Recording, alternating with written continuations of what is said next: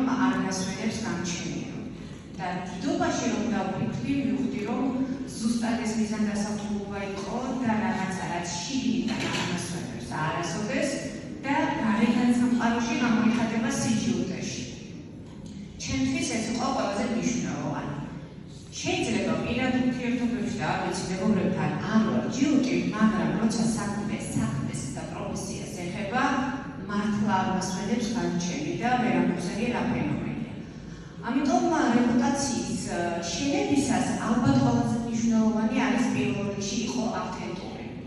თუ კი შენი შინაგანი თვისება, რომელიც გარეთ გამოგაქვს, არ არის ავთენტური და ეს არის გარედან მოწოდებული, აი ხათუნამ რა გითხრა, ნინიმ რა გითხრა და აი ყოფნა ადამიანებმა რა გითხრა, მოდი წავალ და ამას აი ასე როგორც რიცეპტი დავაკეთე, ეს არის არაავთენტურობა.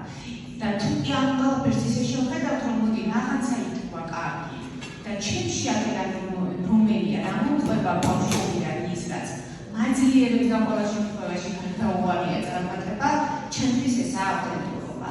და ავთენტური როცა ხარ, მე შეკითხვა უკვე აღარ მოდის რამდენად კარგი ან ცუდი ვარ. იმიტომ რომ ეს არის ღმერთის ხელი შენში და ღმერთის ხელწერა. პირველი ალბათ მაინც ვიტყოდი, რომ ჯერ გვეკოვნა, ვისაც ნახოვნი არ აქვს და მერე გაგვიტანა პოზიციონირებისას გარეთ და აი ამ დროს შემიძლია უკვე თქვა, რომ შეიძლება მივიდეთ უნივერსალურ ფორმულამდე.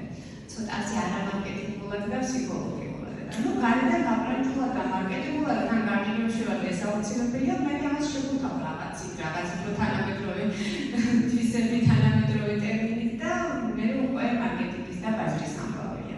შინაგანი ეს არის. მადლობა ხმათა. დაიჯერეთ და მე ეს ავთენტური ემოცია გამოიტანეთ ისე, როგორც თქვენ შეგეფერებას. არ არის აუცილებელი, რომ რა მომენტი საერთაშორისო რაღაც ახდაც. შეიძლება ასე წერილი პოსტი უფრო მეტად ჩემთვის შაბლონური იყოს.